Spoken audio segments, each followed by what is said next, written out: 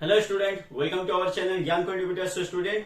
आज मैं आपके लिए एक बहुत ही इंपॉर्टेंट वीडियो लेकर आया हूं। क्लास 10 बंगाल बोर्ड का जो ज्योग्राफिक एग्जाम होने वाला है उसका एक मैं सैंपल पेपर लेकर आया हूं। ठीक है, सैंपल पेपर को देखकर आपको एक क्लियर कट आइडिया हो जाएगा कि किस तरह के क्वेश्चंस आने वाले हैं एग्जाम में। सैंपल पेपर को आप लोग जितना ज्यादा से ज्यादा सॉल्व करोगे, आप एग्जाम के लिए अपने आप को उतना ही कॉन्फिडेंट फील करोगे। आपका जो डर है, जो स्कैर है, वो आपसे दूर हो जाएगा। ठीक है, आप जितना ज्यादा सैंपल पेपर आप सॉल्व करते हो, आपका उतना ज्यादा कॉन्फिडेंस लेवल बढ़ता है एग्जाम का, कि एग्जाम के लिए जो आपका डर है वो कम हो जाता है। ठीक है, तो सैंपल पेपर आप जरूर सॉल्व करें, इसलिए मैं आपके लिए एक सैंपल पेपर का वीडियोस लेकर आया हूं। ठीक है, ताकि आपको सैंपल पेपर करके आपको एक क्लियर कट आइडिया हो जाए कि किस तरह का क्वेश्चन एग्जाम में आने वाला है। ठीक है, और इसमें आपको मार्क्स डिस्ट्रीब्यूशन तो पता चलेगा ही, हालांकि मार्क्स डिस्ट्रीब्यूशन और पैटर्न के लिए और सिलेबस के लिए मैंने ऑलरेडी एक वीडियो बना दिया। अगर आपको वीडियो देखनी है तो आप नीचे डिस्क्रिप्शन बॉक्स में जाकर उस वीडियो को देख सकते हैं। मैं उस वीडियो का लिंक दे दूंगा। ठीक है, डिस्क्रिप्शन में उसमें सिलेबस और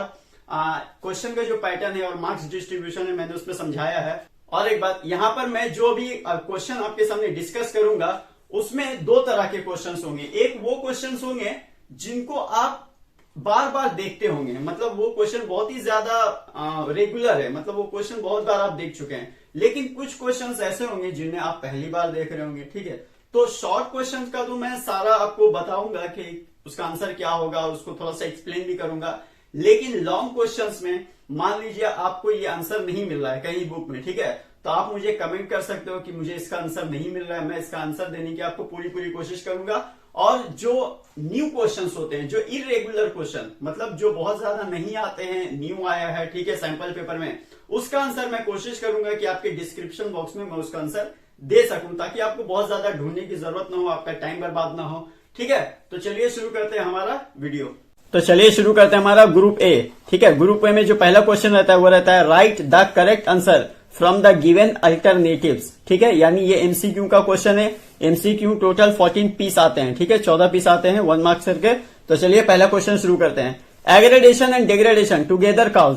एग्रेडेशन और डिग्रेडेशन दोनों मिलकर क्या बनाते हैं? ठीक है, तो एग्रेडेशन का मतलब क्या होता है? जमा करना, एग्रीगेट करना। ठीक है, जो कंकर बालू पत्थर होते हैं उससे क्या करता है, वो जमीन को एग्रीगेट करता है, मतलब वहां पर जमाव का काम करता है। और डिग्रेड बोलते हैं काटना छाटना, यानी इरोड करना। ठीक है, तो एग्रेडेशन और डिग्रेडेशन यानी जमाव का काम और काटने का काम, दोनों मिलकर क्या काम करते हैं, मतलब क्या बनाते हैं? तो वो बनाते हैं ग्रेडेशन। ठीक है, तो एग्रेडेशन और डिग्रेडेशन को अगर हम लोग प्लस कर देंगे तो वो बन जाएगा ग्रेडेशन। ठीक है, एग्रेडेशन और डिग्रेडेशन, या हम लोग यूं कह सकते हैं कि aggradation plus degradation is equal to gradation. ठीक है, तो एग्रेडेशन और डिग्रेडेशन मिलकर बनाते हैं ग्रेडेशन।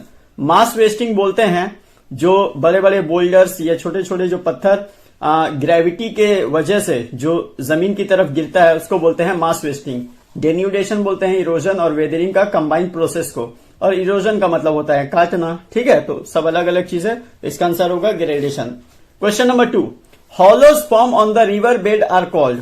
हॉलोज मतलब जो होल जो बनते हैं रिवर बेड में, उसको क्या बोलते हैं? तो उसको बोलते हैं, देखिए यहां पर हॉलोज फॉर्म जो हो रहा है, हॉलोज फॉर्म मतलब एक तरह का बड़ा सा हॉलो बन रहा है। ठीक है, तो जाहिर है ये कटाव का काम है, ये इरोजन का काम है। और इरोजन का काम, देखिए एलुवियल फैंस जो है ना, वो डिपोजिशन का काम है। धन भी डिपोजिशन का काम है। कैटल लेग्स भी, ग्लेशियर में जो डिपोजिशन का काम होता है उसको कैटल लेग्स बोलते हैं। तो ये तीनों तो डिपोजिशन में आ गया और ये ऊपर से ग्लेशियर का हो गया, तो आंसर होगा पॉट होल्स। ठीक है, hollows form on the river bed are called potholes. ठीक है, तो आपको ध्यान में रखना है कि हॉलोज जो फॉर्म करते हैं वो कटाव की वजह से करते हैं, और जो ऑप्शंस दिए हुए हैं एलुवियल फैंस, ये सब डिपोजिशन की वजह से बनते हैं। एलुवियल फैन, धन, केटल लेक्स, और पॉट होल्स जो है वो कटाव के जरिए बनता है, वो रिवर बेड पर बनता है, तो उसको बोलेंगे पॉट होल्स। ठीक है, question number 3, the sediment deposition on the convex side of meanders are called. Meander हम लोग जानते हैं इस तरह का शेप रहता है ना, जिगजैग शेप का। ठीक है, अब ये मियंदर शेप का कुछ है, तो the sediment deposition on the convex side of meanders are called. Convex side में जो डिपोजिशन होता है उसको क्या बोलते हैं? तो उसको बोलते हैं point bars. Okay, what is the process of falling of loose materials like rocks and soil along the slope. जैसे कि मैंने अभी बताया कि मटेरियल, लूज मटेरियल यानी जो पहाड़ों से जो अलग हो जाते हैं वो नीचे की तरफ गिरते हैं, फॉलिंग। ठीक है, what is the process of falling of loose material like rocks and soil along the slope, slope के जरिए ड्यू टू ग्रेविटेशनल फोर्स वो जो नीचे आते हैं लूज मटेरियल, उसको बोलते हैं मास वेस्टिंग। ओके, इरोजन का मतलब होता है काटना, डिपोजिशन का मतलब होता है जमाना, और एब्रेशन बोलते हैं जब दो पत्थर आपस में टकराकर जो टूटते हैं उसको बोलते हैं एब्रेशन। ठीक है, तो इसका आंसर होगा mass wasting. Okay, question number 5, new alluvium in Ganga plain is called, new alluvium जो होता है, new alluvium soil Ganga plain में, उसको क्या बोलते हैं? मतलब जो अभी न्यू होती है, मतलब जो अभी ताजी ताजी होती है, उनको क्या बोलते हैं? भाबर, खादर, धाया, बेट, तो उसको बोलते हैं खादर। अगर आपसे पूछता old alluvium in Ganga plain is called, तब आप लगाते हैं भाबर। ठीक है, next question, the highest peak of India situated in, highest peak जो है इंडिया का वो कहां सिचुएटेड है? तो वो सिचुएटेड है सिक्किम में। ठीक है, कंचनजंगा। ओके, कंचनजंगा जो कि सिक्किम में है, तो आप कह सकते हैं the highest peak of India situated in Sikkim. Question number 7, the chief raw material required for the information and technology industry is, बोल रहा है चीफ रॉ मटेरियल जो है इंफॉर्मेशन टेक्नोलॉजी इंडस्ट्री के लिए वो क्या है? Coal, iron and steel, man's intellect या पावर रिसोर्स। तो देखिए, इंफॉर्मेशन टेक्नोलॉजी इंडस्ट्री के लिए जो चीफ रॉ मटेरियल है वो है मैन्स इंटेलेक्ट, यानी इंसान की समझदारी, उसका आइडिया, उसका अनुभव, उसी को बोलते हैं chief raw material required for the information and technology industry. ठीक है, मैन्स इंटेलेक्ट सबसे बड़ा रॉ मटेरियल है इंफॉर्मेशन एंड टेक्नोलॉजी इंडस्ट्री के लिए। Okay, question number 8, the valley between Pir Panjal and Himadri is, बोल रहा है पीर पंजाल और हिमाद्री के बीच कौन सा वैली है? देखिए, पीर पंजाल होता क्या है पहले आप लोग ये समझ लीजिए। देखिए, हिमालय का 3 हिस्सा है ना, हम लोग जानते हैं 3 भाग में उसको बांटा गया है। पहला है हिमाद्री, उसके बाद हिमाचल, उसके बाद शिवालिक। ठीक है, सबसे ऊपर वालों को बोलते हैं हिमाद्री, नीचे वालों को हिमाचल, और सबसे नीचे वालों को बोलते हैं शिवालिक। ठीक है, तो पीर पंजाल बोलते किसको पहले उसको समझ लिए। देखिए, ये हो गया हिमाद्री ऊपर वाला, बीच वाला हिमाचल, नीचे वाला शिवालिक। तो हिमाचल जो बीच वाला है ना, इसी को जम्मू एंड कश्मीर में बोलते हैं पीर पंजाल। ठीक है, ये जो मिडिल वाला पार्ट रहता है, मिडिल वाला पोर्शन, ठीक है, मिडिल वाला हिमालय का बीच वाला हिस्सा, उसको जम्मू एंड कश्मीर में बोलते हैं पीर पंजाल। ठीक है, और हिमाद्री तो मैंने बता ही दिया, ग्रेटर हिमालय जो कि सबसे ऊपर में है। तो इन दोनों के बीच में, ठीक है, ये हिमाद्री सबसे ऊपर वाला और उसका बीच, उसका नीचे वाला यानी बीच वाला जो कि पीर पंजाल बोलते हैं हम लोग जम्मू एंड कश्मीर में, उसको, उन दोनों के बीच में कौन सा वैली है, कौन सा वादी है? ठीक है, तो वो है श्रीनगर। ठीक है, वो है श्रीनगर में। तो पीर पंजाल कहां है ये भी आपको समझ में आ गया, और इन दोनों के बीच में कौन सा वैली है ये भी मैंने आपको बता दिया। Question number 9, river Godavari has its source in, river Godavari कहां से निकलती है? मतलब रिवर गोदावरी का सोर्स क्या है? तो रिवर गोदावरी निकलती है त्रिम्बकेश्वर हिल से। ठीक है, सिहावा हिल से निकलता है महानदी रिवर, महाबलेश्वर से निकलता है कृष्णा रिवर। ठीक है, तो ये सब आपको भी याद रखना है। क्वेश्चन हो सके ये भी बोल दे कि river Krishna has its source इन, तो कृष्णा कहां से निकलता है? तब आप कह सकते हैं कि महाबलेश्वर से निकलता है, सिहावा हिल से निकलता है महानदी रिवर। ठीक है, तो ये सब आपको याद रखना है। ओके, तो फिलहाल रिवर गोदावरी निकलता है त्रिम्बकेश्वर हिल से। ठीक है, उसके बाद question number 10, the forest research institute of India is located at, forest research institute कहां पर है? इंडिया का फॉरेस्ट रिसर्च इंस्टीट्यूट कहां पर है? तो वो है देहरादून में। ये मैंने आपको जब मैप पॉइंटिंग जब मैं आपको करा रहा था, तब मैंने उस वक्त भी आपको बताया था, एक क्वेश्चन था फॉरेस्ट रिसर्च इंस्टीट्यूट, और उस वक्त मैंने आपको देहरादून वाला एरिया मार्क कराया था। ठीक है, तो आप चाहे तो वो वीडियो देख सकते हैं। Question number 11, the longest national highway of India connect, longest national highway जो है इंडिया का, वो किस रास्ते को जोड़ता है? मतलब कहां से कहां के एरिया को वो जोड़ता है? ठीक है, तो वो जोड़ता है, सबसे जो लंबा नेशनल हाईवे है वो है वाराणसी विथ कन्याकुमारी। ठीक है, वाराणसी देखिए उत्तर प्रदेश में है, एकदम नॉर्दर्न इंडिया में, और कन्याकुमारी एकदम साउथ में पड़ता है। तो ये सबसे लंबा नेशनल हाईवे है इंडिया का। ठीक है, जो कि जोड़ता है Varanasi to with Kanyakumari. Okay, question number 12, the biggest alloy steel plant of India is at, India का जो बिगेस्ट एलॉय स्टील प्लांट है वो कहां है? ठीक है, तो वो है दुर्गापुर में। Okay, question number 13, the city situated beside river Gomti is, river Gomti के किनारे कौन सा सिटी आबाद है? मतलब कौन सा सिटी है गोमती रिवर के किनारे? तो वो है लखनऊ। ठीक है, उत्तर प्रदेश में है। ठीक है, उत्तर प्रदेश की राजधानी है लखनऊ, और गोमती रिवर भी वही है। ठीक है, तो गोमती रिवर के बिसाइड यानी किनारे पर है Lucknow city. Okay, question number 14 देख लीजिए, ये एमसीक्यू का लास्ट क्वेश्चन है according to your question pattern. ठीक है, Jog falls located in which river, Jog falls मतलब जॉग फॉल जो वाटरफॉल है, ठीक है, जॉग फॉल क्या है, वाटरफॉल है, वो किस दरिया में गिरता है, मतलब किस नदी में गिरता है, ठीक है, जॉग फॉल किस नदी में गिरता है, तो वो गिरता है सारावती रिवर में, ठीक है। Jog falls located in which river, Jog falls कहां गिरता है, तो वो सारावती रिवर में गिरता है। ओके, अब आ जाते हैं ग्रुप बी में, ठीक है। एमसीक्यू हमारा खत्म हो गया है, अब आ जाते हैं ग्रुप बी में। ग्रुप बी में देखिए जो पहला क्वेश्चन जो स्टार्ट होगा वो स्टार्ट होगा ट्रू फॉल्स से, ठीक है। ट्रू फॉल्स टोटल आपको 6 पीस करने हैं, आपको 7 क्वेश्चन दिया जाएगा, उन 7 में से आपको 6 करना है अटेम्प्ट, ठीक है, एक आप छोड़ सकते हो, ठीक है, इसलिए यहां पे लिख दिया गया है एनी 6, और जो ट्रू रहेगा उसके सामने टी लिखना है, जो फॉल्स रहेगा उसके सामने एफ लिखना है। ओके, तो चलिए शुरू करते हैं हमारा पहला question. The central part of the Mahanadi river, ठीक है, महानदी रिवर का central part basin is known as the Chhattisgarh plain. क्या महानदी रिवर देखिए कहां से निकलता है, सिहावा हिल से निकलता है ना, ठीक है। अब सिहावा हिल से निकलता है तो वो central part of the Mahanadi river, ठीक है, central part of the Mahanadi river basin is known as the Chhattisgarh plain. क्या उसको छत्तीसगढ़ प्लेन कहा जाता है, तो आंसर होगा ट्रू, यस, उसको छत्तीसगढ़ प्लेन कहा जाता है। Okay, question number 2, Hubert is the largest piedmont glacier in the world. Hubert क्या लार्जेस्ट पीडमोंट ग्लेशियर है दुनिया का, तो आंसर होगा फॉल्स, क्योंकि हबार्ड ग्लेशियर जो है, हबार्ड ग्लेशियर वो लार्जेस्ट ग्लेशियर जरूर है लेकिन पीडमोंट ग्लेशियर नहीं है, बल्कि माउंटेनस और वैली ग्लेशियर है। ग्लेशियर 3 टाइप का होता है, जैसे कि मैंने पहले बताया था आपको जब मैं ग्लेशियर वाला चैप्टर आपको पढ़ा रहा था। ग्लेशियर 3 टाइप का होता है, माउंटेन और वैली ग्लेशियर एक हुआ, दूसरा नंबर होता है पीडमोंट ग्लेशियर, और तीसरा होता है कॉन्टिनेंटल ग्लेशियर, ठीक है। तो ये हबार्ड जो यहां पर एक नाम दिया गया है ना, ये माउंटेन ग्लेशियर है, ठीक है, माउंटेन ग्लेशियर। जबकि लार्जेस्ट पीडमोंट ग्लेशियर जो है ना उसका नाम है मलास्पीना ग्लेशियर। मैं आपको इसका आंसर बता देता हूं, मलास्पीना ग्लेशियर है जो कि अलास्का में है, ठीक है, कहां पर है, अलास्का में। Question number 3, laterite soil is found in छोटा नागपुर प्लेटू, तो आंसर होगा ट्रू, यस, छोटा नागपुर प्लेटू में लैटेराइट सॉइल पाया जाता है। Question number 4, forest is a renewable resource. क्या फॉरेस्ट रिन्यूएबल रिसोर्स है, तो आंसर होगा true, yes, forest renewable resource है, दोबारा उसको यूज कर सकते हैं। Question number 5, Goa has the least population among the states in India. क्या भारत में जितने भी स्टेट्स हैं, इंडिया में जितने भी स्टेट्स हैं, क्या गोवा का पॉपुलेशन उसमें उनमें से सबसे कम है, तो आंसर होगा फॉल्स। गोवा का पॉपुलेशन सबसे कम नहीं है, सबसे कम पॉपुलेशन जो है वो है सिक्किम। सिक्किम का पॉपुलेशन सबसे कम है गोवा के बनिस्बत, ठीक है, गोवा का पॉपुलेशन सबसे कम नहीं है, तो आंसर होगा फॉल्स, सबसे कम पॉपुलेशन है सिक्किम का, ठीक है। Question number 6, the only steel plant of India is Salim. क्या भारत में सिर्फ एक ही स्टील प्लांट है, वो है सलीम, तो आंसर होगा ट्रू, कि हाँ एक ही स्टील प्लांट है वो है सलीम, ठीक है। Question number 7, headquarters of survey of India is located at Dehradun.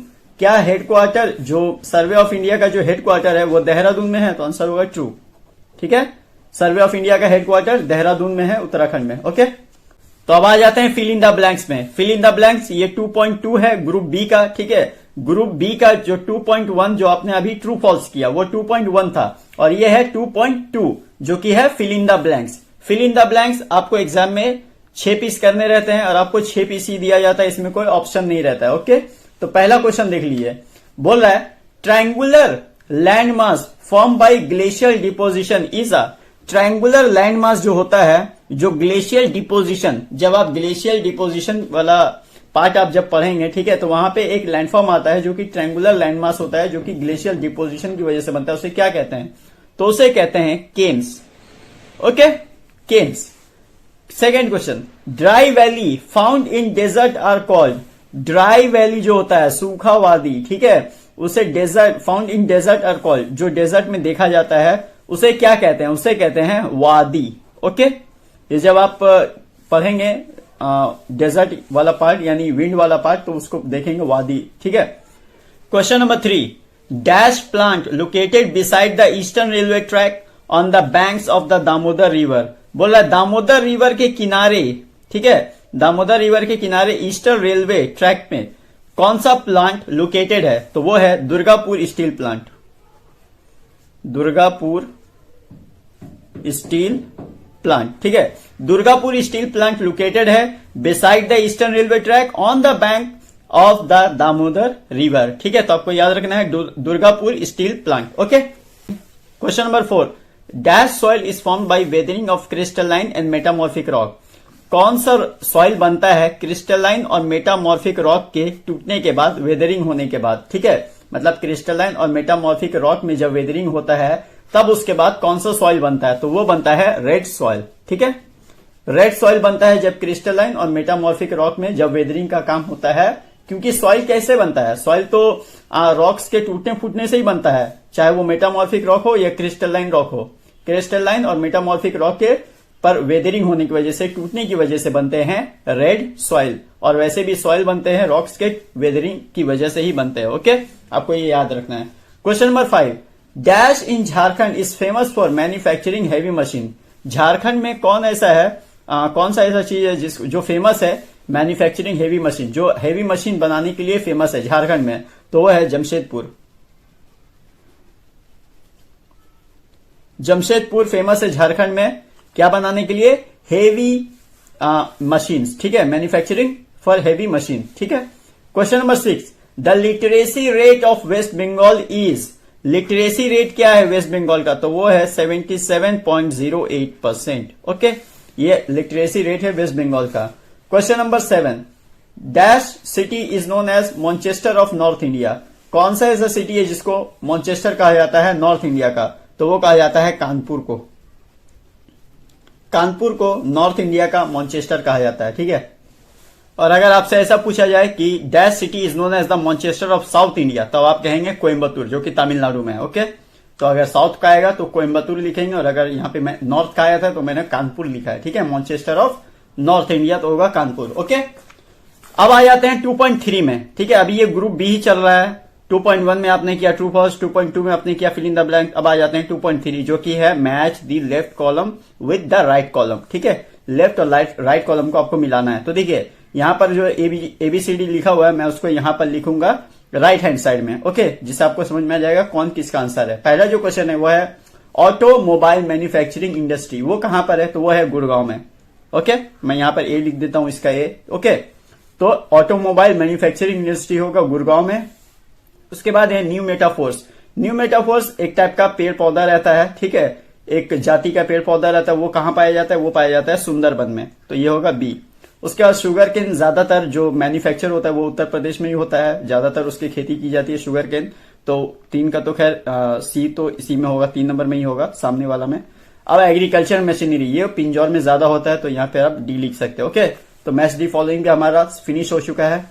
अब आ जाते हैं 2.4 में। ठीक है, 2.4 में है आंसर इन 1 और 2 वर्ड्स। ये भी ग्रुप बी का ही पार्ट है। ठीक है, और इसमें आपको 1 और 2 वर्ड में आंसर देना रहता है, और इसमें आपको 6 पीस करना रहता है। ठीक है, 8 पीस आपको करने के लिए दिए जाते हैं, आपको ऑप्शन रहता है, आप 2 पीस छोड़ भी सकते हो। ओके, पर आपको 6 करना रहता है। Okay, which industry is known, पहला क्वेश्चन देखिए, which industry is known as the backbone of all industry, तो वो कहा जाता है आयरन एंड स्टील इंडस्ट्री को। आयरन एंड स्टील इंडस्ट्री को कहा जाता है बैकबोन ऑफ ऑल इंडस्ट्री। ठीक है, iron and steel industry. Okay, next question, what are the deep vertical cracks up at the head of a glacier parallel to the mountain wall called।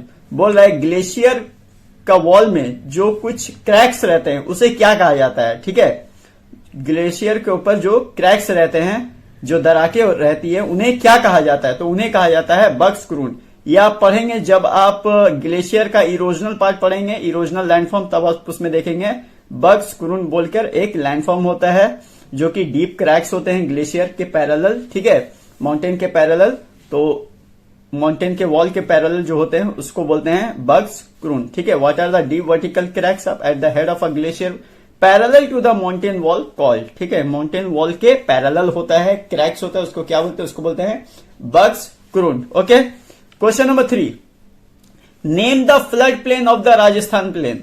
Rajasthan plain में जो flood plain होता है उसे क्या कहा जाता है, उसे कहा जाता है रोही। ठीक है, ROHI, आपको ये याद रखना है कि राजस्थान प्लेन को कहा जाता है रोही। उसके बाद एक क्वेश्चन है, what is the Zaid crop. ठीक है, जैद क्रॉप किसको बोलते हैं, तो जैद क्रॉप उसको बोलते हैं, आपने 2 क्रॉप के बारे में जरूर सुना होगा, रबी और खरीफ क्रॉप। रबी क्रॉप और खरीफ क्रॉप। ठीक है, इन दोनों के बारे में तो आपने जरूर सुना होगा। अब इन दोनों के बीच में जो क्रॉप्स उगाए जाते हैं ना, उसी को बोलते हैं ज़ैद क्रॉप। मतलब पहले रबी क्रॉप फिर खरीफ क्रॉप, अब इन दोनों के बीच में जो उगाया जाता है उसी को बोलते हैं ज़ैद क्रॉप। ठीक है, तो आपको ये याद रखना है। आप लिख सकते हैं it is the crop that growing between the rabi and kharif crop season. Okay, rabi और खरीफ क्रॉप के सीजन के बीच में इसको उगाया जाता है, इसलिए इसको बोलते हैं zaid crop. Okay, question number 5, name the tax free port of India and the type of harbour. बोल रहा है एक टैक्स फ्री पॉट का नाम बताइए इंडिया का। ठीक है, तो उसका नाम है Kandla pot.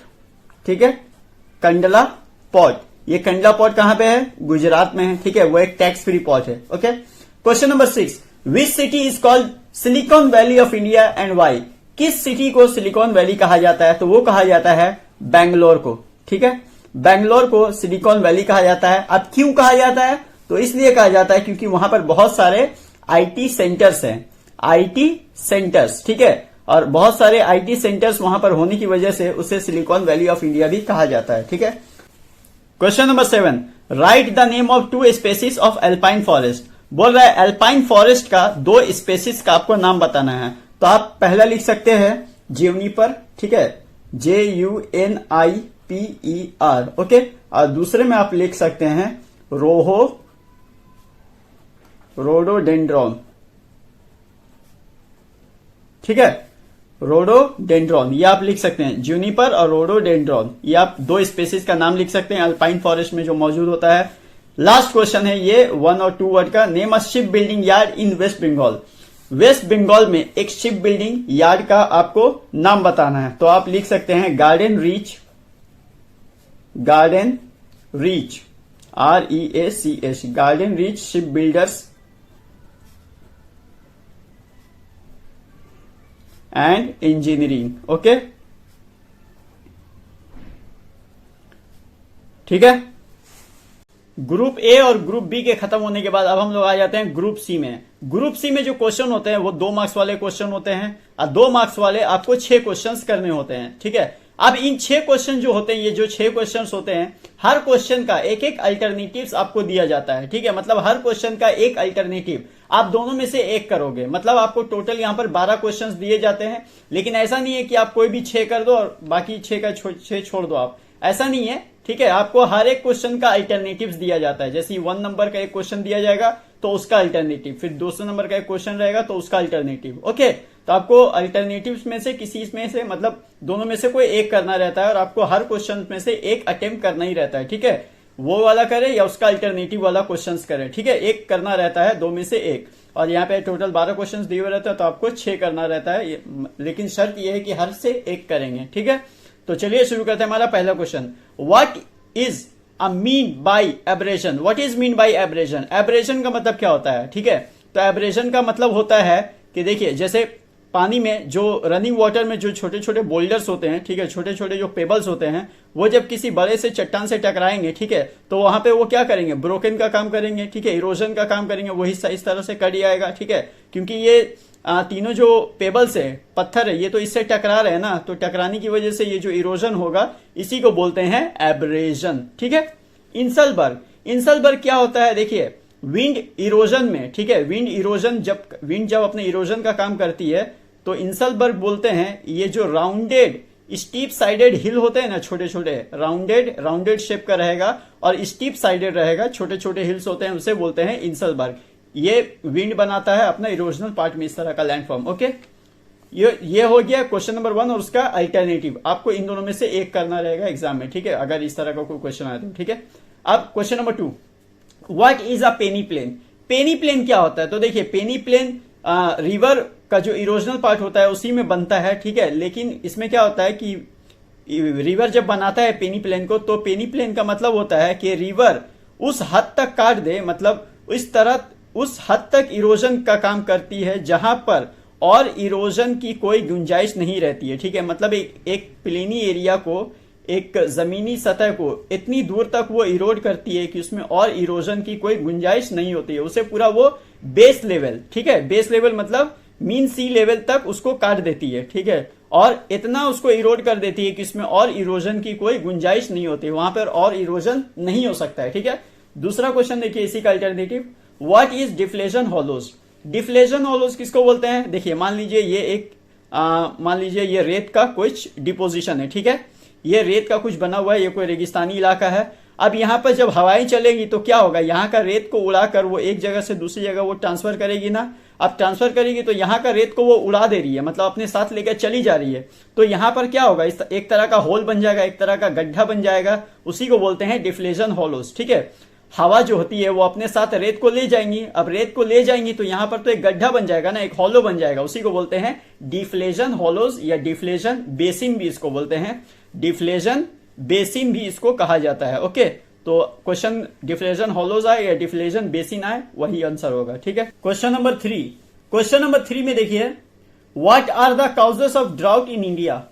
Causes of drought क्या क्या है, मतलब ड्राउट किन किन वजह से आता है इंडिया में, ठीक है, या कोई भी एरिया में ड्राउट किन किन वजहों से आता है, ठीक है। ड्राउट का मतलब क्या होता है, सूखापन, मतलब अगर किसी एरिया में 2 से 3 साल से बारिश नहीं हो रही है तो वहां पर सूखापन आ जाता है, ड्राउट आ जाता है, ठीक है, जिसकी वजह से वहां की जो जमीनें होती है वो फट जाती है सूखेपन की वजह से।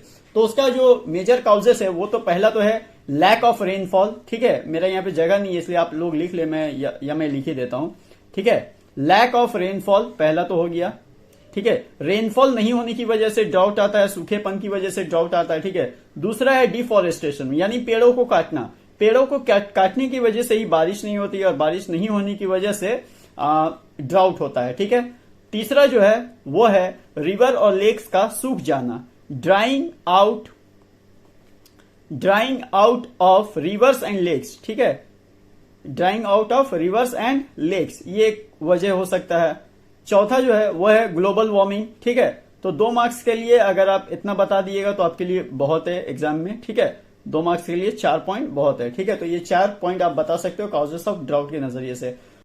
इसी का अल्टरनेटिव्स देख लीजिए, what is social forestry. Social forestry का मतलब होता है कि फॉरेस्ट से हासिल होने वाले जितनी भी जो चीजें होती हैं, जो अगर वहां के कोई लोकल पीपल है, अगर वहां के लोकल पीपल को डेली यूज में जितनी भी चीजों की जरूरत पड़ती है उसे फॉरेस्ट से प्रोवाइड करना, यानी फॉरेस्ट में बहुत सारी चीजें जैसे दवाइयां, फल फूल, लकड़ी, ठीक है, इन सारी चीजों की जरूरत जो वहां के लोकल पीपल या गांव वाले लोगों की जो जरूरत होती है उसे पूरा करने को ही कहा जाता है सोशल फॉरेस्ट्री, ठीक है। सोशल फॉरेस्ट्री के तहत क्या किया जाता है कि गांव के एरिया को फॉरेस्ट एरिया में तब्दील कर दिया जाता है और गांव के लोग बहुत तरह के प्लांट उगाते हैं, ठीक है, पेड़ उगाते हैं और उसी से अपनी डेली की जो जरूरतें होती है उससे वो पूरी करते हैं, उसी को बोलते हैं सोशल फॉरेस्ट्री। इंडिया के बहुत सारे स्टेट में सोशल फॉरेस्ट्री का मुहिम चलाया गया था और जहां पे जो मेजर जो चलाया गया था वो चलाया गया था उड़ीसा, कर्नाटका और गुजरात में, ठीक है, और काफी बड़े एरिया पर सोशल फॉरेस्ट्री चलाया गया था।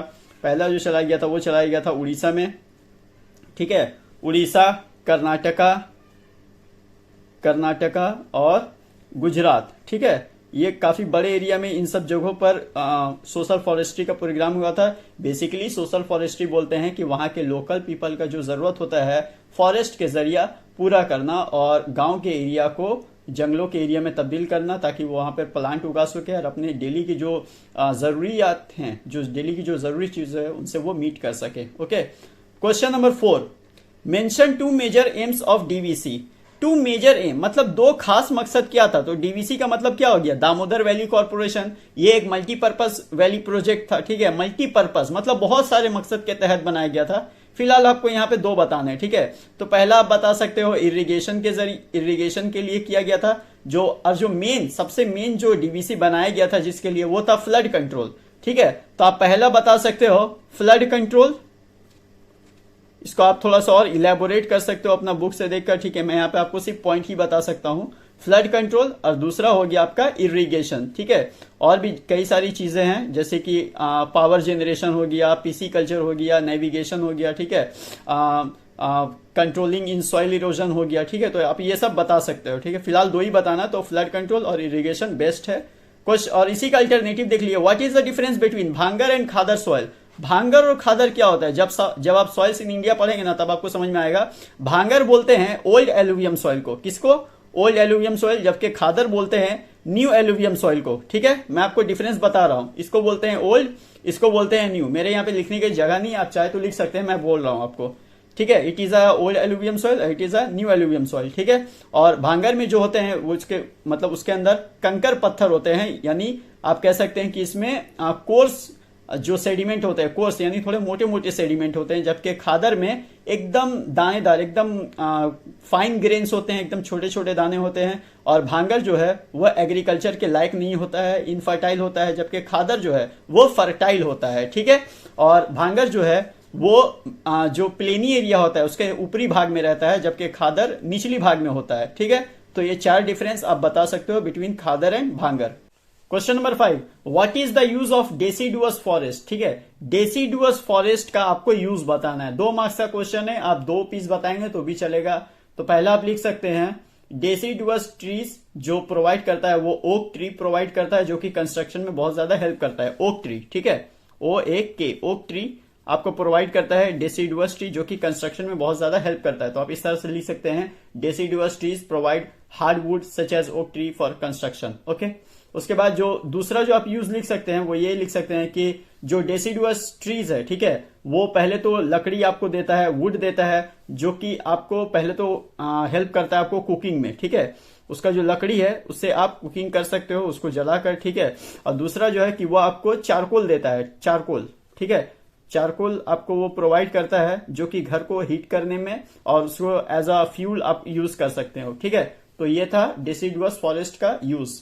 अब आ जाते हैं उसी का अल्टरनेटिव में। अल्टरनेटिव में जो क्वेश्चन है, what are the 2 important methods of water conservation practice in India. जब मैं आपको इरिगेशन वाला पार्ट पढ़ा रहा था, ठीक है, तो मैंने वहां पे वाटर कंजर्वेशन भी आपको पढ़ाया था। और 2 जो इंपॉर्टेंट वाटर कंजर्वेशन का जो मेथड है इंडिया में वो है, पहला तो है वाटरशेड मैनेजमेंट, वाटरशेड मैनेजमेंट, ठीक है, एक ये हो गया वाटरशेड मैनेजमेंट।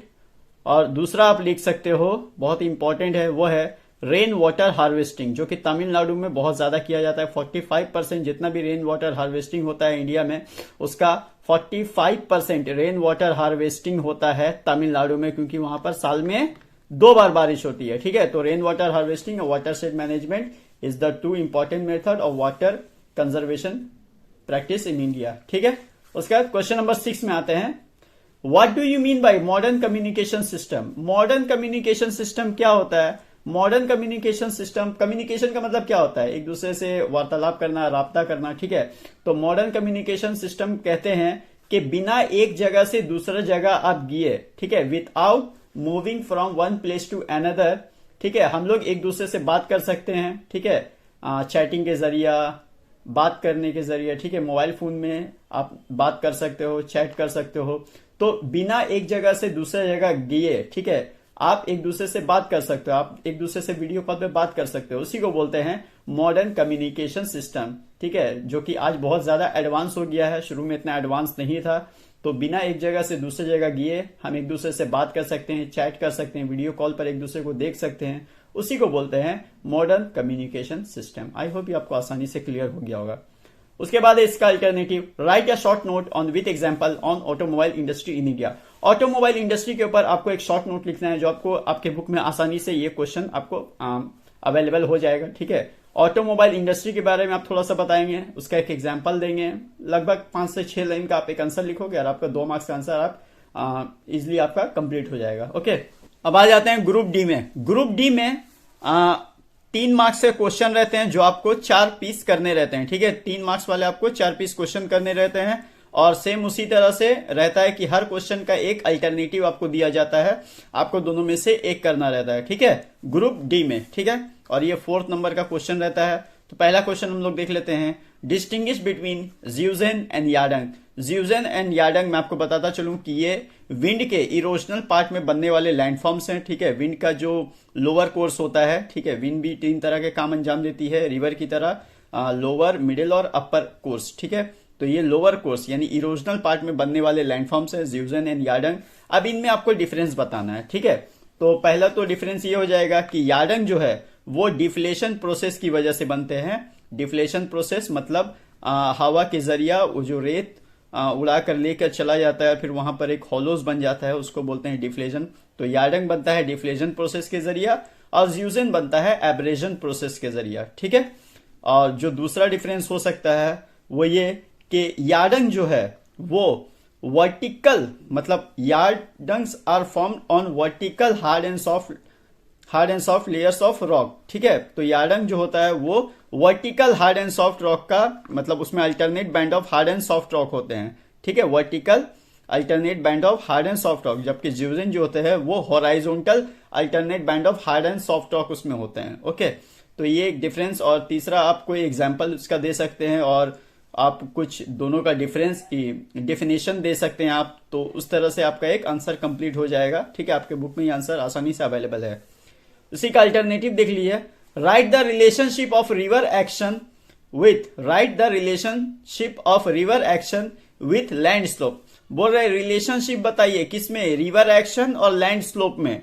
रिवर एक्शन और लैंड स्लोप में बहुत ही डायरेक्ट रिलेशन है। देखिए, जितना ज्यादा स्लोप होगा, अगर आप एक एग्जांपल से समझना चाहते हैं तो आप एक स्लोप वाला एक एरिया देखिए, कहीं पर भी आपके सीढ़ी आप देख सकते हैं, जो आपका सीढ़ी होता है, स्टेयर जो होता है, वहां से आप कुछ पानी गिराइए। ठीक है, अब वो कितना ज्यादा स्लोपी एरिया है उस पर डिपेंड करता है। अगर ज्यादा स्लोपी एरिया होगा तो पानी बहुत ज्यादा तेजी से गिरेगा, और अगर वो एरिया सॉफ्ट होगा तो वहां का कंकर बालू मिट्टी मट्टर को, और अगर वो एरिया सॉफ्ट होगा तो वहां पे जो मिट्टी रहेंगे वो उनको काटना भी स्टार्ट करेगा। ठीक है, अगर स्लोप जितना ज्यादा होगा, पानी का स्पीड उतना ही ज्यादा होगा। आपने देखा होगा लोअर कोर्स में जब दरिया निकलती है किसी पहाड़ से, ठीक है, तो वो अपने लोअर कोर्स यानी अपनी यूथ स्टेज में रहती है, और यूथ स्टेज में उसका ताकत सबसे ज्यादा होता है, क्योंकि जो माउंटेन का जो स्लोप होता है वो एकदम स्टीप साइडेड होता है। स्टीप साइडेड होने की वजह से वो बहुत ज्यादा स्विफ्ट, मतलब एकदम तेजी तरीके से आती है, और तेजी से आने की वजह से वो अपने सामने आने वाले जितने भी सॉफ्ट रॉक हैं उन सबको काटती है। ठीक है, तो स्लोप जितना ज्यादा होगा रिवर एक्शन उतना ही ज्यादा होगा। ठीक है, और स्लोप कम होगा तो रिवर एक्शन भी कम होगा। अगर आप एक सीधा सपाट, मतलब जीरो स्लोप वाला अगर आप एरिया में अगर पानी गिराएंगे तो वो बहुत ज्यादा इधर उधर फैलेगा नहीं, वो एक जगह सिमटा हुआ रहेगा। ठीक है, मतलब बहुत ज्यादा इधर उधर नहीं जाएगा, थोड़ा बहुत इधर उधर जाएगा। लेकिन अगर स्लोप ज्यादा रहेगा तो पानी ज्यादा स्पीड में ज्यादा दूर तक जाएगा। ओके, तो ये था एक relationship. Question number 2, what do you mean by blast of monsoon. Blast of monsoon किसे कहा जाता है? मैंने आपको इससे पहले भी बताया था कि एक बर्स्ट ऑफ मॉनसून या ब्लास्ट ऑफ मॉनसून उसे कहते हैं जब रेनी सीजन में कुछ दिन तक बारिश नहीं होती है, उसके बाद अचानक से जब बारिश होती है तब उसे कहते हैं ब्लास्ट ऑफ मॉनसून। समझिए बारिश का मौसम है, कुछ दिन से बारिश नहीं हो रही है, तब उसे कहते हैं ब्रेक ऑफ मॉनसून। ठीक है, ब्रेक ऑफ मॉनसून। लेकिन जैसे ही अचानक से बारिश शुरू होती है रेनी सीजन में, तब उसे कहते हैं बर्स्ट ऑफ मॉनसून या ब्लास्ट ऑफ मॉनसून। ठीक है, अगर क्वेश्चन आए बर्स्ट ऑफ मॉनसून एक ही चीज है, कोई दिक्कत नहीं है। ठीक है, बर्स्ट ऑफ मॉनसून या ब्लास्ट ऑफ मॉनसून एक ही चीज है। उसी का अल्टरनेटिव में आ जाते हैं, what are the causes of soil erosion in India. ठीक है, इंडिया हो या कोई भी जगह हो, ठीक है, सॉइल इरोजन तो सब जगह में एक ही तरह का होता है। ठीक है, तो स्पेशली इंडिया की बात हो रही है तो सॉइल इरोजन, इसका आंसर आपके बुक में आसानी से अवेलेबल है। अगर आपको नहीं समझ में आ रहा तो आप सॉइल वाला चैप्टर खोलिए, इंडिया वाला जो सॉइल वाला पार्ट है उसको खोलेंगे, सॉइल्स इन इंडिया, और वहां पर आप देखेंगे तो बहुत सारे आपको काउजेस मिलेगा, जैसे कि सरफेस रन ऑफ। ठीक है, सरफेस रन ऑफ। दूसरा हो जाएगा आपका विंड, तीसरा हो जाएगा टोपोग्राफी।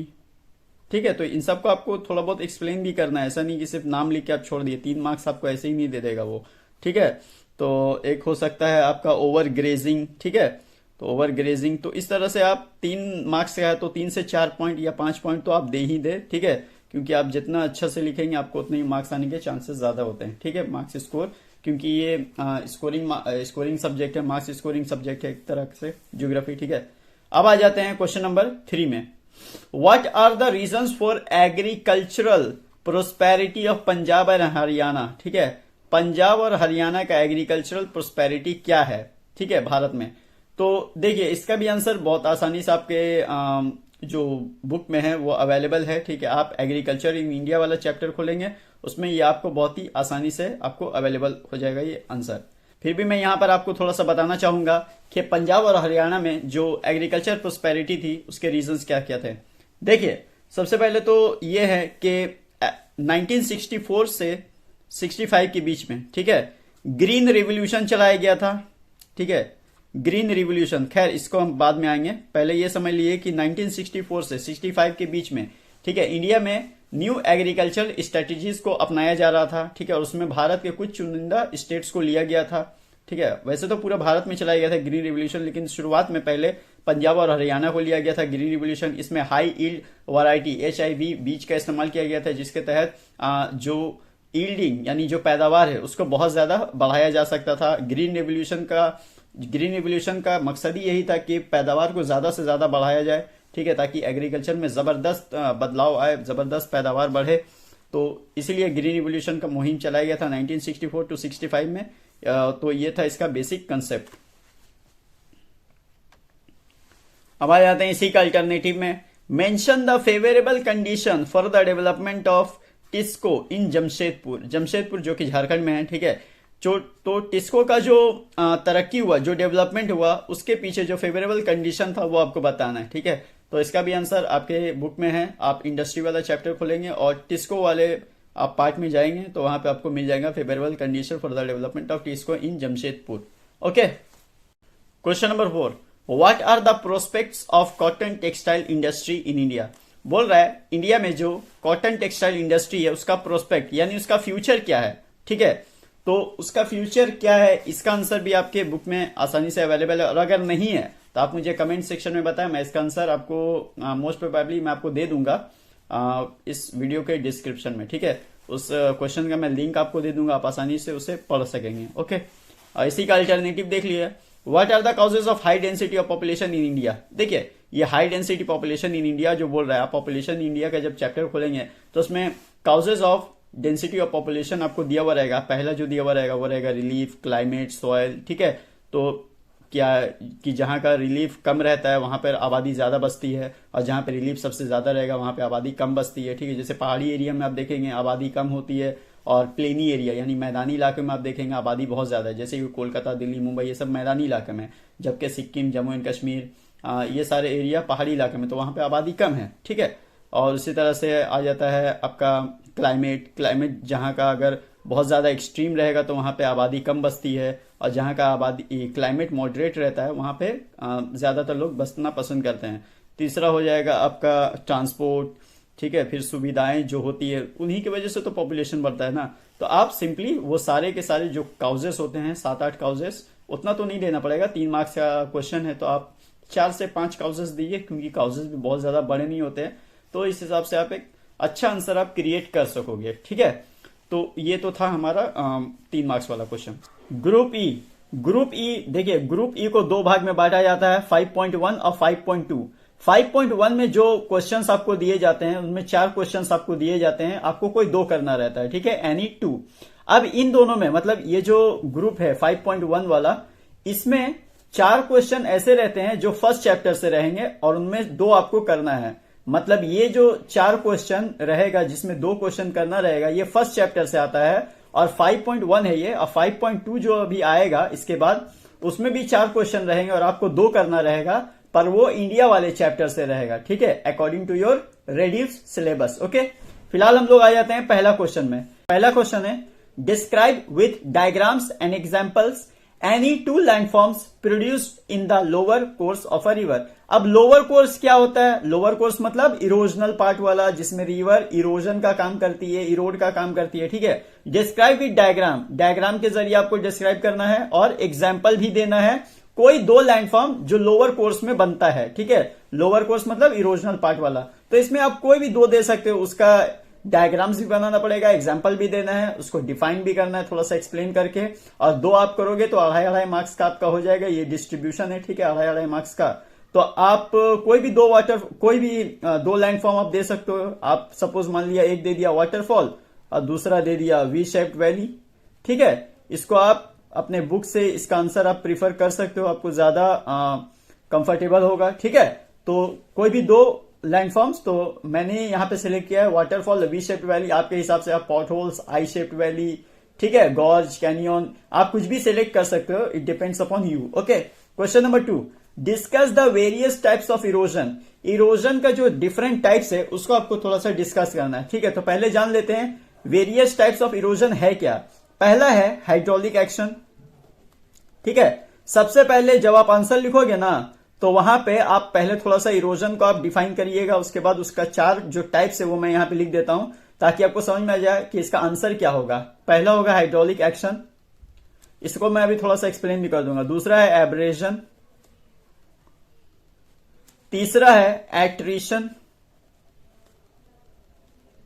चौथा है सॉल्यूशन। ठीक है, ये 4 टाइप होता है इरोजन का। ओके, अब मैं थोड़ा सा आपको डिफाइन कर देता हूं। हाइड्रोलिक एक्शन किसको बोलते हैं? देखिए, जब पानी का जो रनिंग वाटर होता है उसका फोर्स की वजह से जब रॉक्स टूटता है पानी का फोर्स की वजह से, तब उसको बोलते हैं हाइड्रोलिक एक्शन। ठीक है, एब्रेशन बोलते हैं जब पानी में मौजूद जो पत्थर होते हैं वो किसी चट्टान से यानी किसी रॉक से जब टकराते हैं, सपोज मान लीजिए ये छोटे छोटे बोल्डर्स है, ठीक है, और यहां पर सामने में एक बड़ा सा चट्टान है, कोई रॉक है, और ये इससे टकरा रहा है तो ये तो ब्रोक करेगा, ये इसका तो ये हिस्सा ब्रोक होगा। ठीक है, और एट्रिशन किसको बोलते हैं? एट्रिशन बोलते हैं जो छोटे छोटे जो पेबल्स होते हैं, जो पत्थर होते हैं, आपस में टकरा कर जो टूटते हैं उसे कहते हैं एट्रिशन। ओके, और सॉल्यूशन का मतलब क्या होता है? सोल्यूट होना, उसमें मिल जाना, मतलब जो मिनरल्स होते हैं, रॉक्स होते हैं, वो पानी में सॉल्यूबल हो जाते हैं, मतलब वो मिल जाते हैं, घुल जाते हैं। जैसे आप एक नमक लेते हो और पानी में घुल जाता है, ठीक उसी तरह से कुछ सॉल्यूबल रॉक होते हैं जो पानी में घुल जाते हैं, मिल जाते हैं, उसी को बोलते हैं सॉल्यूशन। तो उसकी वजह से भी इरोजन होता है। So there are 4 types of erosion: hydraulic action, abrasion, attrition and solution. Okay, question number 3, describe some of the depositional landforms form by wind action. बोल रहा है कुछ डिपोजिशनल लैंडफॉर्म आपको बताने हैं जो कि विंड एक्शन की वजह से बनते हैं। ठीक है, तो कुछ डिपोजिशनल सिर्फ लैंडफॉर्म बताना है। तो पहला तो आपका हो गया लोएस, ठीक है, दूसरा आपका हो जाएगा सीप ड्यून्स, आप बता सकते हो। तीसरा हो गया बरखांस, जिसको बरचांस भी बोलते हैं। ठीक है, बरखांस या बरचांस एक ही चीज है। ठीक है, तो ये सब आप बता सकते हो, ये डिपोजिशनल लैंडफॉर्म है, बाय विंड एक्शन की वजह से बनते हैं। ओके, इन सबको आप डिफाइन कर सकते हो, उसका एग्जांपल्स लिख सकते हो। ठीक है, तो इसका आंसर भी आपके बुक में अच्छी तरह से दिया हुआ है। क्वेश्चन नंबर 4, मुझे इस तरह से रखना पड़ रहा है क्योंकि यहां पर कॉपी में जगह नहीं है, इसलिए मुझे इस तरह से रहना पड़ रहा है कैमरा के स्टैंडिंग के लिए। खैर, question number 4, define the role of exogenetic forces in the formation of the earth topography. बोल रहा है अर्थ के ऊपर जो टोपोग्राफी बनते हैं, ठीक है, उसमें एक्सोजेनेटिक फोर्स का क्या रोल रहता है। ठीक है, एक्सोजेनेटिक फोर्स पहले ये समझ लीजिए बोलते हैं किसको है। ये देख लीजिए, ये मान लीजिए कोई लैंड है, ठीक है, लैंड के ऊपर जितने भी आप इरोजन, डिपोजिशन, इन सब का जो अमल होता है उसी को बोलते हैं एक्सोजेनेटिक फोर्सेस। ठीक है, अब एक्सोजेनेटिक जो काम होता है वो 4 तरीके से होता है, हम लोग जानते हैं, इरोजन, डिपोजिशन, वेदरिंग, ठीक है, मास वेस्टिंग, इन सब तरीकों से एक्सोजेनेटिक फोर्सेस का अमल होता है। अब एक्सोजेनेटिक फोर्सेस की वजह से जो अर्थ के ऊपर जो टोपोग्राफी बनते हैं, उसका जो अर्थ के ऊपर जो टोपोग्राफी बनता है उस पर एक्सोजेनेटिक फोर्स का क्या रोल रहता है। तो सबसे पहला तो रोल ये है कि देखिए कुछ एक्सोजेनेटिक एजेंट्स होते हैं, जैसे कि रिवर, ग्लेशियर, विंड, ये सारे क्या है? एजेंट्स है। ठीक है, इन्हीं की वजह से तो लैंडफॉर्म्स बनते हैं। अब जैसे कि मैं कहूं कि अगर पानी की वजह से क्या क्या, ये मतलब रिवर की वजह से क्या क्या लैंडफॉर्म बनते हैं, तो आप आसानी से बोलोगे कि waterfall, gorge, canyon, I shaped valley, V shaped valley, potholes, ठीक है, कैस्केड, इंटरलॉकिंग स्पर, ये सारे रिवर की वजह से बनते हैं। ठीक है, कुछ डिपोजिशन जैसे कि डेल्टा हो गया, ये सारा डिपोजिशन की वजह से बनता है, कुछ ग्लेशियर, कुछ विंड की वजह से बनते हैं। तो एक्सोजेनेटिक एजेंट्स की वजह से एक्सोजेनेटिक फोर्स होता है और उसके वजह से फिर अर्थ के ऊपर डिफरेंट टाइप्स ऑफ टोपोग्राफी बनते हैं। ठीक है, अब आ जाते हैं 5.2 में। 5.2 में जो जैसे कि मैंने बताया कि जो 4 क्वेश्चन दिए जाते हैं उनमें से कोई 2 आपको करना पड़ता है। ये इंडिया वाले चैप्टर से आता है। ओके, और इंडिया के किसी भी पार्ट से आ सकता है, क्लाइमेट ऑफ इंडिया हो, फिजियोग्राफिक डिवीजन ऑफ इंडिया हो, या agriculture of India, industry of India हो, कहीं से भी आ सकता है। ठीक है, तो आपको तैयारी करके रखनी है। पहला क्वेश्चन है वो फिजियोग्राफिक डिवीजन ऑफ इंडिया से है, जैसे कि आप देख सकते हो। पहला क्वेश्चन है describe the relief of the Deccan प्लेटू। Deccan प्लेटू का आपको रिलीफ बताना है, मतलब डेक्कन प्लेटू का आपको पूरा मतलब उसके बारे में आपको अच्छी खासी एक जानकारी देनी है, क्योंकि क्वेश्चन भी 5 मार्क्स के लिए। ठीक है, तो मैं आपको एक छोटी सी जानकारी यहाँ पे दे देता हूं जो कि आपको एग्जाम में काफी हेल्प करेगा। ठीक है, ये मान लीजिए ये इंडिया का सॉर्दर्न पार्ट है। ओके, अब देखिए डेक्कन प्लेटू कहां पे है? डेक्कन प्लेटू लगभग इस तरफ है ना, ये हो गया पूरा डेक्कन प्लेटू। ठीक है, अब डेक्कन प्लेटू कहां पर है? देखिए नर्मदा के, यहां पर नर्मदा रिवर है, नर्मदा रिवर के ठीक साउथ में है डेक्कन प्लेटू, यहां से स्टार्ट होता है। ओके, अब ये डेक्कन प्लेटू है, इसके वेस्ट में क्या है, वेस्टर्न घाट, ईस्ट में क्या है, ईस्टर्न घाट है, ठीक है। अब यहां पर जो ईस्टर्न घाट और वेस्टर्न घाट जहां पर मिलते हैं वो जगह है नीलगिरी हिल्स, ठीक है। नीलगिरी हिल्स में ईस्टर्न और वेस्टर्न घाट मिलते हैं, ओके। अब वेस्टर्न घाट में देखिए, वेस्टर्न घाट जो होता है वो मोस्टली अनब्रोकन यानी कंटिन्यूअस है, और कंटिन्यूअस होने की वजह से यहां पर बहुत सारे पास है जो एक रोड को दूसरे रोड से जोड़ता है, जैसे कि थल घाट, भोर घाट, पाल घाट, ठीक है। ये सारे पासेस हैं जो बहुत सारे रूट्स को, जो दो रूट्स को एक दूसरे से जोड़ता है, ठीक है। आपको तीनों पासेस के नाम याद रखने हैं, थाल घाट, भोर घाट, पाल घाट। ये जब मैंने हिमालयन रेंज जब मैंने पढ़ाया था तब मैंने इसको अच्छे से एक्सप्लेन भी किया था, आप चाहे तो वो वीडियो देख सकते हो, ओके। अब देखिए, ये तो डेक्कन प्लेटू के बारे में मैंने एक छोटा सा डिस्क्रिप्शन आपको दे दिया कि ये नर्मदा रिवर के साउथ में पड़ता है, इसके वेस्ट में वेस्टर्न घाट, ईस्ट में ईस्टर्न घाट है, और ईस्टर्न और वेस्टर्न घाट जहां पर मिलते हैं वो कहलाता है, वो एरिया कहलाता है आपका नीलगिरी हिल्स। और डेक्कन प्लेटू में ही बहुत सारे रिवर ड्रेन करते हैं, जैसे कि मैंने बताया था कि 4 मेजर रिवर है जो पेनिनसुलर प्लेटू यानी डेक्कन प्लेटू में ड्रेन करते हैं। उन 4 रिवर के नाम आपने जरूर सुने होंगे, महानदी, गोदावरी, कृष्णा, कावेरी, ठीक है। और वेस्टर्न घाट जो होते हैं वो ज्यादा हाई होते हैं एज कंपेयर टू ईस्टर्न घाट, ठीक है। वेस्टर्न घाट ज्यादा हाई होता है एज कंपेयर टू ईस्टर्न घाट, और वेस्टर्न घाट चूंकि कंटिन्यूअस है, अनब्रोकन है, इसलिए वहां पर पास होते हैं एक जगह से दूसरी जगह जाने के लिए, जबकि जो ईस्टर्न घाट होते हैं वो ब्रोकन होते हैं, कंटिन्यूअस नहीं होते हैं, ठीक है। तो ये था एक डेक्कन प्लेटू के लिए एक छोटा सा आपको रिलीफ डिस्क्रिप्शन था, ठीक है। और इसको आप अच्छे से आप अपने बुक से प्रीफर करके आप लिख सकते हो, okay. Question number 2, mention the chief characteristics and problems of Indian agriculture, ठीक है। चीफ कैरेक्टरिस्टिक्स क्या है इंडियन एग्रीकल्चर का और उसका प्रॉब्लम क्या है, ओके। तो इसका आंसर जो है वो आपको आपके टेक्स्ट बुक में बहुत ही आसानी से मिल जाएगा। इसका आंसर बहुत ही आसानी से अवेलेबल है आपके टेक्स्ट बुक में, ठीक है। ये बहुत ज्यादा कोई ट्रिकी क्वेश्चन है नहीं। फिर भी अगर मैं चीफ कैरेक्टरिस्टिक की अगर बात करूं तो पहला नंबर पे हो जाएगा आपका सबसिस्टेंस एग्रीकल्चर, क्योंकि यहाँ पर जो सबसिस्टेंस एग्रीकल्चर का मतलब होता है जो पारिवारिक लोग जो खेती बाड़ी करते हैं अपने सिर्फ परिवार का पेट पालने के लिए, उसे कहते हैं सबसिस्टेंस एग्रीकल्चर, ठीक है। और यहाँ पर प्रेशर एग्रीकल्चर ज्यादा किया जाता है, पॉपुलेशन एग्रीकल्चर, क्योंकि यहाँ पर क्योंकि इंडिया एक बहुत बड़ी आबादी वाला मुल्क है जिसमें हर किसी का पेट भरना बहुत ज्यादा जरूरी है। तो इतनी बड़ी आबादी के देश में जो फार्मिंग की जाती है उसे कहते हैं इंटेंसिव फार्मिंग, ठीक है। प्रॉब्लम्स की बात की जाए तो प्रॉब्लम्स बहुत है इंडियन एग्रीकल्चर में। सबसे पहला तो यह है कि यहाँ पर इरिगेशन का बहुत ज्यादा प्रॉब्लम है, साल भर पूरे बारिश नहीं होती है। कई तो ऐसे एरिया होते हैं जहां पर ड्राउट्स आ जाते हैं, और सॉइल इरोजन भी बहुत ज्यादा होता है। इनएडिक्वेट स्टोरेज फैसिलिटीज है, इनएडिक्वेट ट्रांसपोर्ट है, स्कैसिटी ऑफ कैपिटल है, मतलब कैपिटल बहुत ज्यादा नहीं मिल पाता है, किसानों को लोन का प्रॉब्लम हो जाता है, किसानों को लोन नहीं मिलता है। एट दी एंड वो कहां से बीज खरीदेंगे, ठीक है। और बीज नहीं खरीदेंगे तो एग्रीकल्चर कहां से होगी इंडिया में। तो ये आंसर काफी में जैसे कि मैंने बताया बहुत ही आसानी से अवेलेबल है आपके बुक्स में, okay. Question number 3, discuss the favourable condition for the development of cotton textile industry in western India. देखिए, वेस्टर्न इंडिया की यहाँ पर बात हो रही है, ठीक है। ये हो गया वेस्टर्न इंडिया, ठीक है। और यहाँ पर कॉटन टेक्सटाइल इंडस्ट्री की बात हो रही है, ठीक है। तो कॉटन टेक्सटाइल इंडस्ट्री में जो 2 मेजर स्टेट है वो है महाराष्ट्र और गुजरात, ठीक है। ये हो गया महाराष्ट्र और ये हो गया गुजरात, ओके। अब यहाँ पर गुजरात और महाराष्ट्र है, तो देखिए यहाँ पे आप एक बात अगर गौर करेंगे तो यहाँ पर डेक्कन प्लेटू भी है ना, ठीक। और डेक्कन प्लेटू में एक चीज पाया जाता है जिसे कहते हैं ब्लैक सॉइल, ठीक है। ब्लैक सॉइल कॉटन का जो खेती है, कॉटन का जो कल्टीवेशन है उसमें बहुत ज्यादा हेल्प करता है ब्लैक सॉइल। ब्लैक सॉइल को कॉटन ब्लैक सॉइल भी कहा जाता है क्योंकि उसमें कॉटन की जो खेती होती है वो बहुत ज्यादा अच्छी हो पाती है। तो गुजरात और महाराष्ट्र में जो कॉटन टेक्सटाइल इंडस्ट्री है उसका जो बढ़ने का, डेवलपमेंट का जो एक ही बहुत ही ज्यादा फेवरेबल कंडीशन है वो है कि यहाँ पर डेक्कन प्लेटू है, डेक्कन प्लेटू में ब्लैक सॉइल पाया जाता है जो कि कॉटन की खेती के लिए बहुत अच्छी है। उसके बाद उसके अलावा वहां का जो ह्यूमिड क्लाइमेट है, रॉ मटेरियल है, ठीक है, प्रेजेंस ऑफ पोर्ट है, जैसे वहां पे मुंबई पोर्ट है, कंडला पोर्ट है गुजरात में, मुंबई पोर्ट है महाराष्ट्र में, सूरत है जो कि गुजरात में ही पड़ता है, ठीक है। और एबिलिटी ऑफ हाइडल पावर है, ठीक है। और अच्छे मजदूर है वहां पर, ठीक है। और कैपिटल भी अच्छा खासा वहां पर लगा पाते। तो इन सारी वजहों से, और रोडवे का भी अच्छा कनेक्शन है वहां पर, इस वजह से वहां पे कॉटन टेक्सटाइल इंडस्ट्री बहुत ज्यादा डेवलप की है वेस्टर्न इंडिया में। Question number 4, what are the causes for the growth of towns and cities in India. बोल रहा है क्या काउजेस है इंडिया में टाउन्स और सिटीज के ग्रोथ करने के, मतलब इंडिया में टाउन्स एंड सिटीज जिसने ग्रोथ किया है उसके पीछे वजह क्या क्या है, ठीक है। तो पहला तो यह है कि वहां पर एम्प्लॉयमेंट नहीं है, एम्प्लॉयमेंट रोजगार नहीं है वहां पर, इसलिए रोजगार की तलाश में लोग शहरों में आते हैं और शहरों में आकर यहां पर बस जाते हैं, ठीक है। दूसरा है एजुकेशन, ठीक है।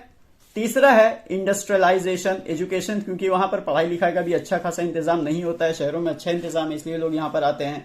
कई लोग तो पढ़ने के लिए दूर दूर जगह पर जाते हैं, ठीक है। तो शहरों में इस तरह से आबादी बढ़ती है। तीसरा जो है वो है इंडस्ट्रियलाइजेशन, ठीक है। इंडस्ट्रियलाइजेशन होने की वजह से भी लोग शहरों में आते हैं। उसके बाद इंटरटेनमेंट की वजह से, जैसे गांव में लोगों को अच्छा नहीं लगता, इंटरटेनमेंट नहीं होता है, इसलिए इंटरटेन करने के लिए वो लोग शहर में आते हैं। अपनी जिंदगी को बेहतर बनाने के लिए वो लोग शहर में आते हैं, इसलिए शहरों में जो आबादी है वो बढ़ती है और शहरों का ग्रोथ होता है, ठीक है। टाउन्स एंड सिटीज का ग्रोथ होता है। उसके बाद चेंज इन थाउट है, फिर उसके बाद agriculture, limited in agriculture land होता है, मतलब वहां पर खेती बाड़ी के लिए बहुत ज्यादा जमीन नहीं है, तो सबको रोजगार नहीं मिल पाता होता है और रोजगार की तलाश में लोग शहरों में आते हैं। ये जितने भी मैंने यहाँ पर पॉइंट्स बताए हैं, 4 पॉइंट्स, ये सिर्फ 4 पॉइंट्स नहीं, आप अगर अपने बुक में देखेंगे तो आपको 7 से 8 पॉइंट भी मिल सकते हैं, ठीक है। आप उन 7 से 8 पॉइंट को, बहुत ज्यादा लंबा आंसर नहीं होता है, बहुत ही लिमिटेड, बहुत ही सिंपल आंसर है। आप इसको पढ़ोगे आपको एक बार में समझ में आ जाएगा, ठीक है। बहुत ज्यादा टेंशन लेने वाली कोई बात नहीं है। मैंने यहाँ पर एक आपको सैंपल पेपर दिया है, इस तरह के और भी मैं सैंपल पेपर्स लाने की कोशिश करूंगा ताकि आपका एक क्लियर माइंड हो जाए, एक माइंड सेटअप हो जाए कि अगर आप ज्योग्राफी के एग्जाम जब देने जाओगे माध्यमिक एग्जामिनेशन में तो आप बहुत ज्यादा प्रेशराइज फील ना करो, ठीक है। इसलिए आपको मैं यहाँ पे सैंपल पेपर सॉल्व करवा रहा हूं ताकि आप कॉन्फिडेंस फील करो, ठीक है।